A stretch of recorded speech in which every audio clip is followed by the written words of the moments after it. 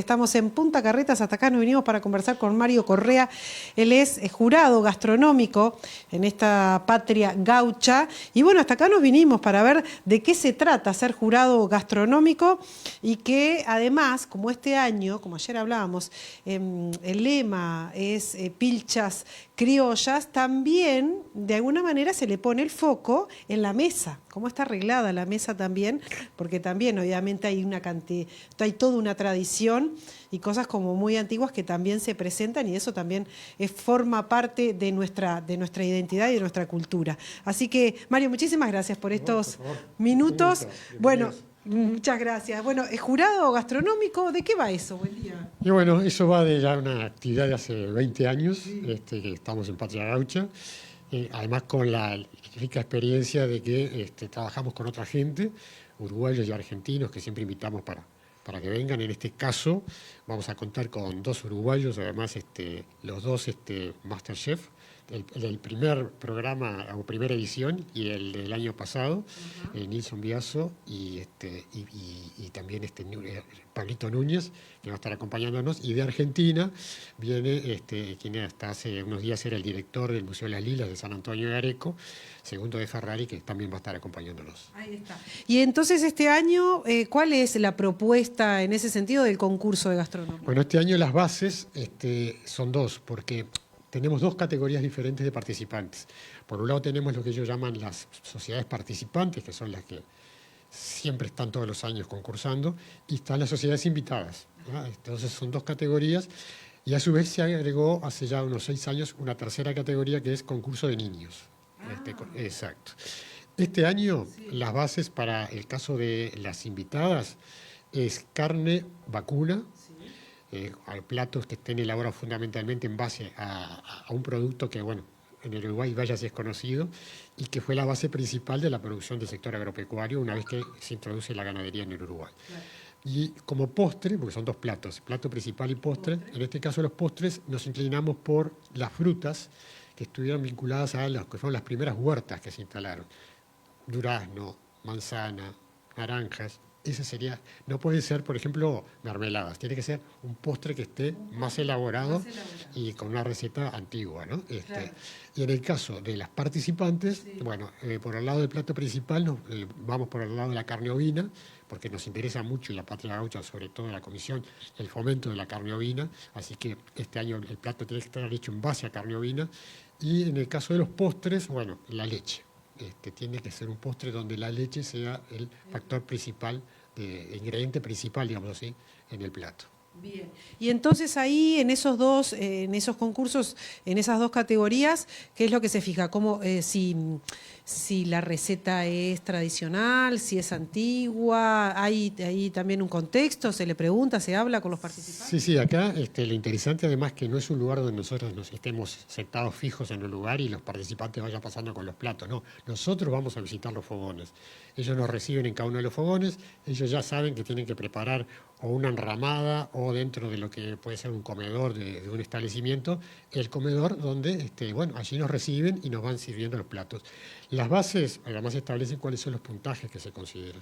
Y ahí tenemos desde considerar cómo está constituida la receta, que no aparezca algún producto muy contemporáneo, claro, ahí en la vuelta, y después, bueno, todo lo que tiene que ver con la cocción, el sabor, y la historia del plato también, ¿no? Eso lo evaluamos y bueno, y en función de eso se va asignando el puntaje. Eso es en el caso de estos concursos de mayores. En el de los niños, que es de noche, es un plato único que se pide, se hacen fogones en un sector del predio y bueno, los niños van preparando con la ayuda de fogoneros los platos y bueno, y ahí se juzga así sobre mesas que se van armando.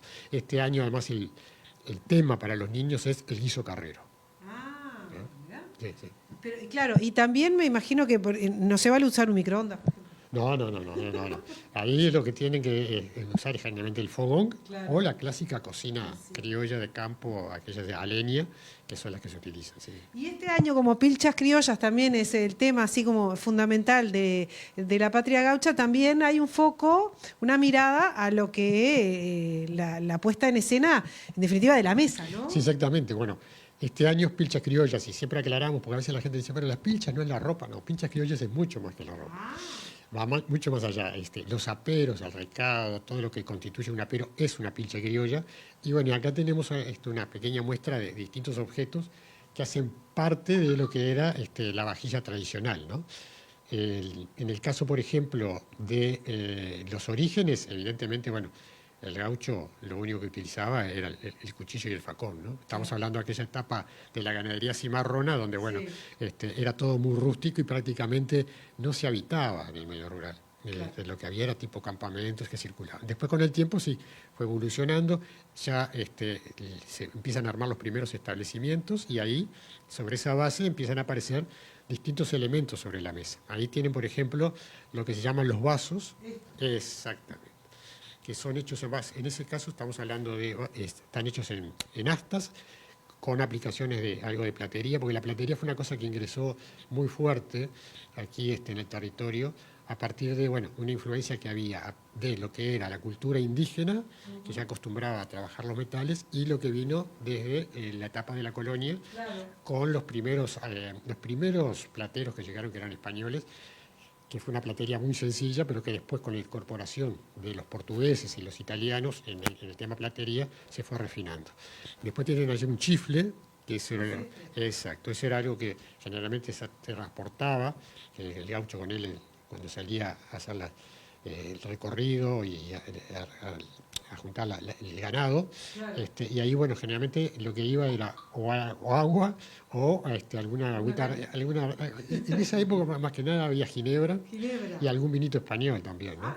Después sí, empezaron a aparecer las otras cosas. Claro. En el caso vemos también ahí, tenemos, bueno, lo que era la calderita de fogón, que es una... después los primeros platos que aparecieron también.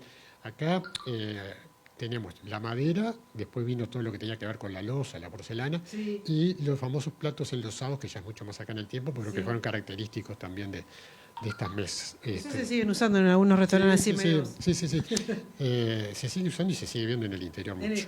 Exacto.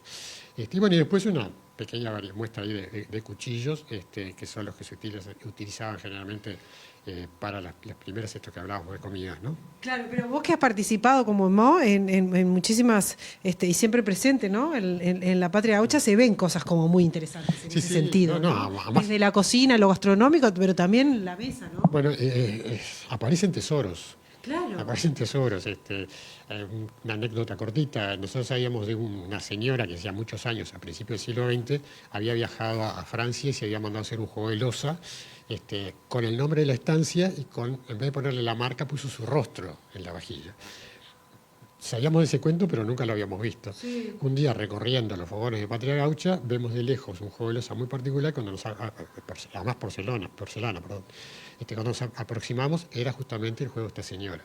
¿Qué era la cara? Ella hizo integrar su rostro en toda la vajilla, así, en lo que eran los platos, en lo que eran las guiseras, las soperas. Estaba no era nada común eso. El nombre de su establecimiento y su rostro. Bueno, de todo. Y apareció, por ejemplo, también un juego de cubiertos de plata, que era una réplica del juego que se utilizó en el Titanic, que una familia acá del interior lo tiene. Es decir, siempre aparecen cosas muy, muy interesantes, ¿no? Claro. ¿Te vas para allá? Sí, nos estamos yendo ya esta noche y bueno, después pasaremos para allá para seguir hasta el domingo y después, bueno... Y además la elaboración de los platos, también probar ese tipo de platos como además, digo, comida, si es una receta familiar que pasa de generación en generación, que no es muy común de que uno la pueda llegar a probar, ¿no? Sí, se rescata muchas cosas, ¿no? A pesar de que te imaginas que a lo largo de 20 años como que ya se están agotando las novedades gastronómicas, pero bueno, siempre ahí aparece algo nuevo. Así que, bueno, los que anden en la vuelta, con gusto, y si me permitís también quiero transmitir una invitación, porque estamos viviendo no solamente el mes de la mujer, sino el mes de la tradición criolla. Todo marzo es el mes de la tradición criolla.